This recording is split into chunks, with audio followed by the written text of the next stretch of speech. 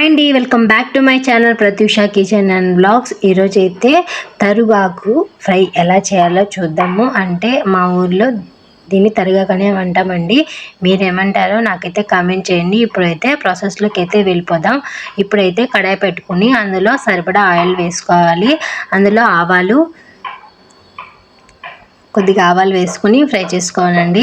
అలాగే కరివేపాకు, 2 ఎండుమిర్చి చీలికలు తుంచి వేసుకోవాలి.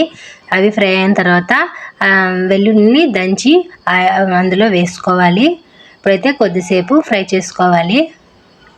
వెల్లుల్లి ఫ్రై అయిన తర్వాత మనం కడిగి పెట్టుకున్న ఆకును అందులో వేసి బాగా మగ్గనివ్వాలి. నేనైతే కడిగి పెట్టేసుకున్నానండి ముందుగానే.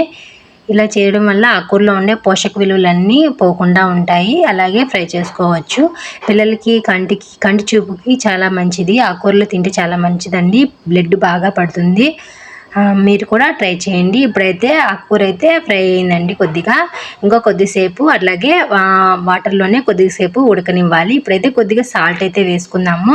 సరిపడా సాల్ట్ వేసుకోవాలండి. ఇప్పుడైతే కాసేపు అలానే ఫ్రై చేసేసుకోవాలి. అంటే వాటర్ అంతా ఇంకిపోయేంత వరకు మనం ఆకుకూరని అలాగే ఫ్రై చేసుకోవాలి. చూసారు కదండి, వాటర్ అలానే కనిపిస్తుంది. ఇప్పుడైతే ఆకుకూర అయితే ఫ్రై అయిపోయిందండి. చూసారు కదా, ఇందులో కొద్దిగా పసుపు, కొద్దిగా కారం అయితే వేసుకున్నానండి. చాలా టేస్ట్గా ఉంటుందండి. ఒకసారి మీరు కూడా ట్రై చేయండి. ఇప్పుడైతే బాగా కలుపుకొని ఒక 5 నిమిషాలు ఫ్రై చేస్తే సరిపోతుంది.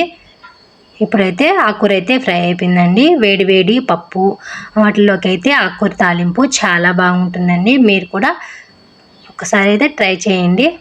ఇలాంటి మరిన్ని వీడియోస్ కోసము నా ఛానల్ని సబ్స్క్రైబ్ చేసుకోండి.